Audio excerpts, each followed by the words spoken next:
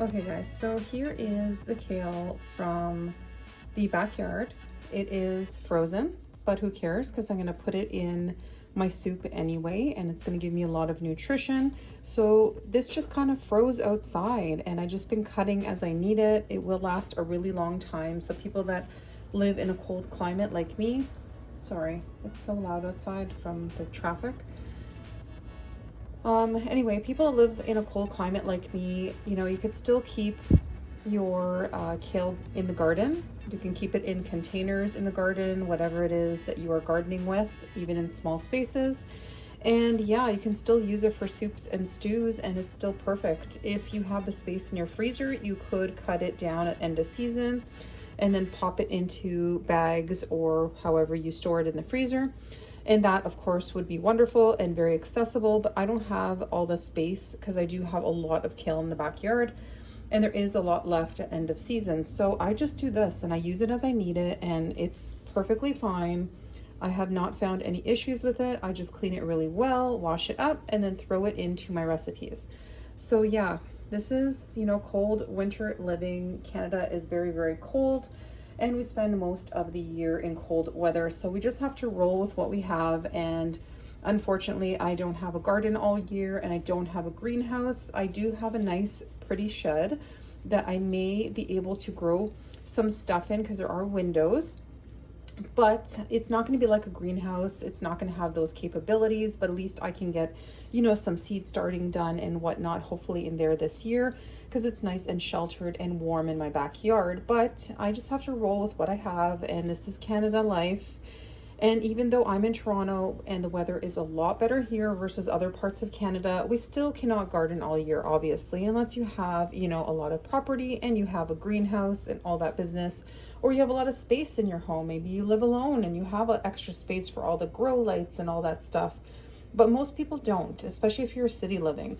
So again, you just have to do your best, and this saves money from having to buy bunches of kale at the grocery store. So this is what I'm doing. Okay, so I just have some garlic. It's really, really nice garlic. I think this one is from Spain, but I'm not sure. I prefer to always look for just the Canadian grown. It grows in the greenhouse. At least I know it's safe. And, you know, sometimes it comes from like Spain. I do find that sometimes at the grocery store. But you're going to want like 2 or 3 of these nice cloves. Mince them really nicely. And if you have a little bit of onion, go ahead and add some onion. That's going to add some nice flavor. I don't have onion right now. I'm not a huge onion fan. I think you guys probably already know that. But if it's like minced really finely and put into soup, I'm good with that, or cooked really nicely into the food. It does give good flavor, I'm not gonna lie, but I don't know, there's something about onion that I just don't like. So I'm just going to mince those and going to water saute them in my pot with some of the carrots and just get that going with some herbs. And then I can go ahead and add the filtered water. I'm gonna add my kale.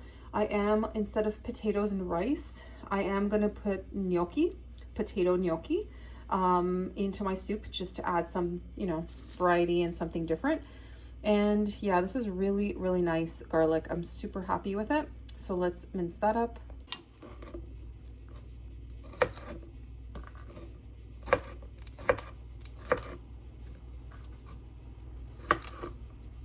The ends are a little tiny bit dry, so I'm just cutting that off. This one's okay, but those ones, I don't know why, they're a little bit dry. So I'm just going to roughly chop these.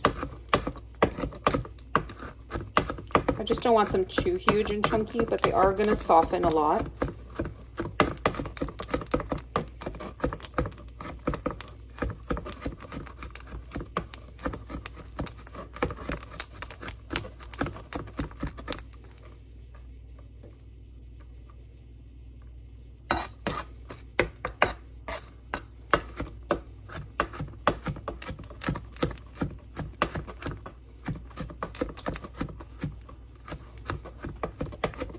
Okay, so now that's cut.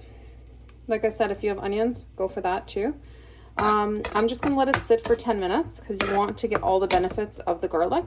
In order to get all the benefits of garlic, you do need to cut it, let it be exposed to air, and that way you get all of the benefits. And then it's gonna go into the pot with a little bit of water, and then I'm gonna put some chili flakes in there, and of course oregano, because you guys know I put oregano in everything. And then see what other herbs I want to add, and that's it. Like super simple soup. Whatever veggies you have that are ugly, you're going to cut those up right now. You're going to get those ready to go because they're starting to look not so hot. But in my case, I don't have any that don't look ugly.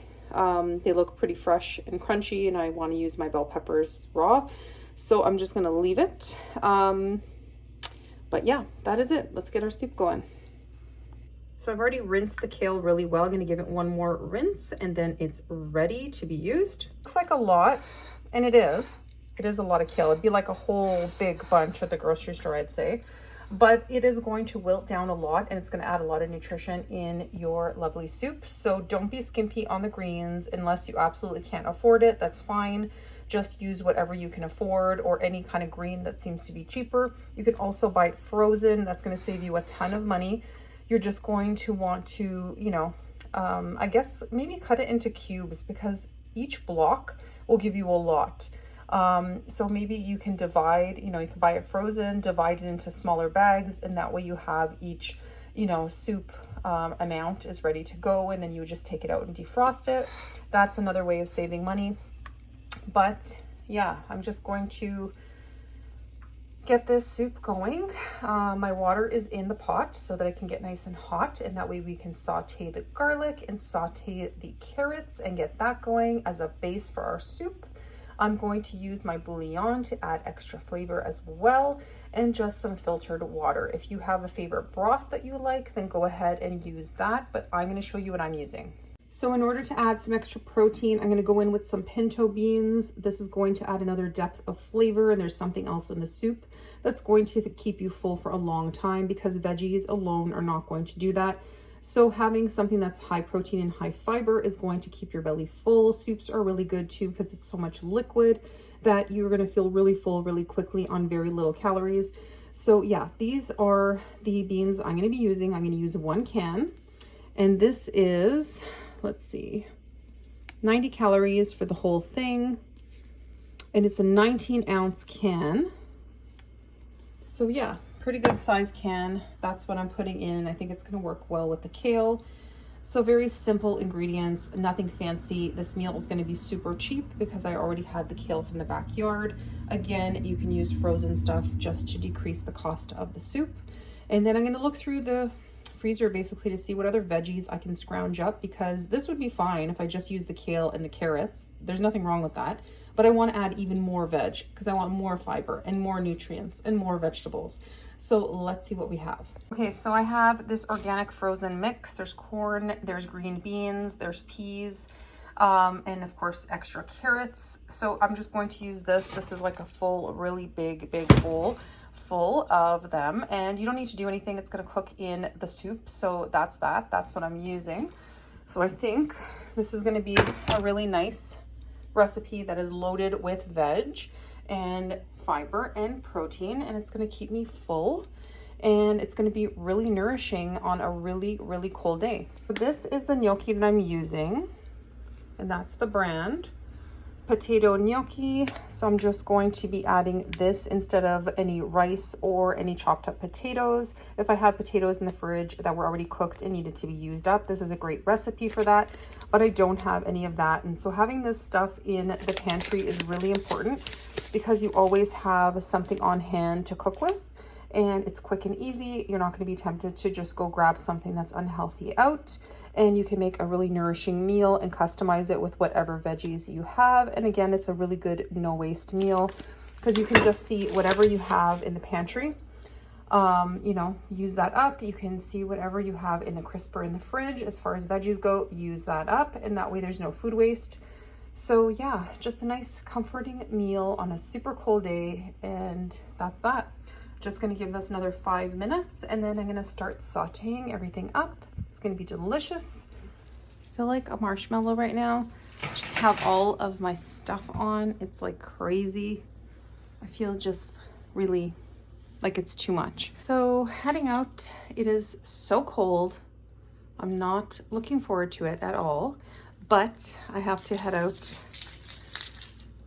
and then I'm going to continue my soup as soon as I get back. So hopefully soon. Let me just bear the cold and get a couple things done and then get back to the soup. So I'm really going to need this soup when I get in. I hate winter. I hate winter and living here, but we have to. So let's go.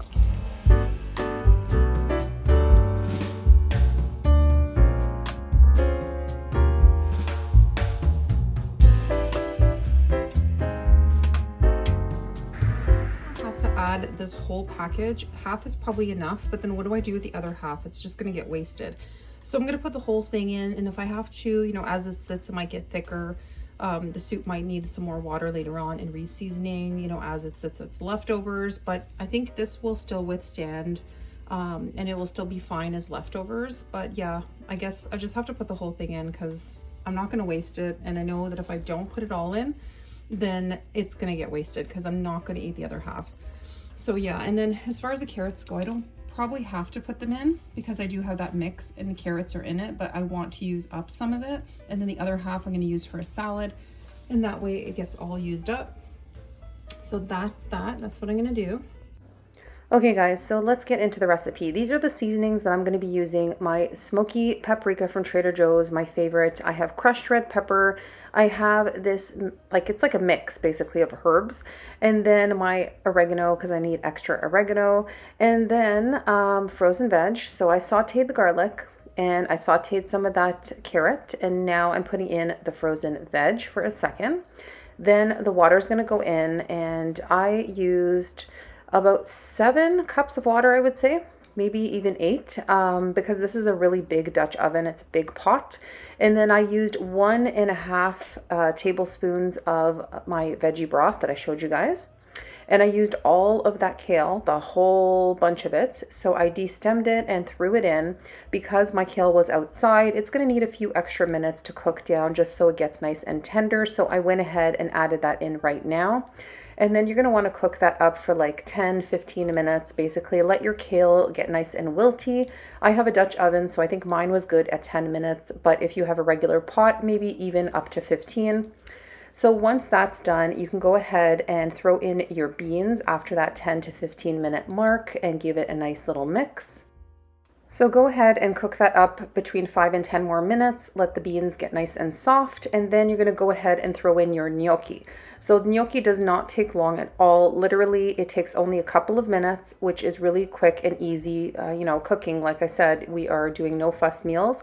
Gnocchi is your #1 friend if you want a no fuss meal because it literally cooks up so fast. So once you put it in, you're going to mix it up and get that cooking at a medium heat, and then you're going to see that all the gnocchi is going to rise to the top, and that's how you know that it is cooked and your soup is ready to go.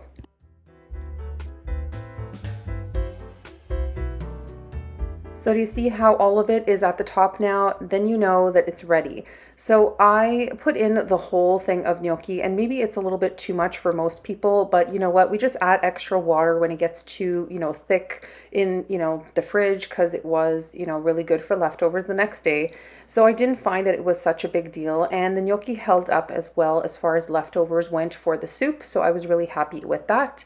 But this was such a filling and nutritious meal. You can pack so many veggies in it. This is such an easy, quick meal that you can throw together, and I'm sure that you are going to make anybody happy with this soup because it just covers all the bases. It's comforting, it's nourishing, it has great ingredients, tastes amazing, and you even have gnocchi in it. So what more can they ask for? So thanks so much for being here, guys. I hope you enjoy the recipe. I hope you try it out. And again, you can customize it with whatever veggies you have on hand. You can customize it with whatever pasta you have. If you don't want to add in any gnocchi or pasta, then go ahead and add some nice brown rice. And I would put it into your bowl, and then I would ladle in that soup and then mix it all up in your bowl. That is the best way so that your rice doesn't get super soggy.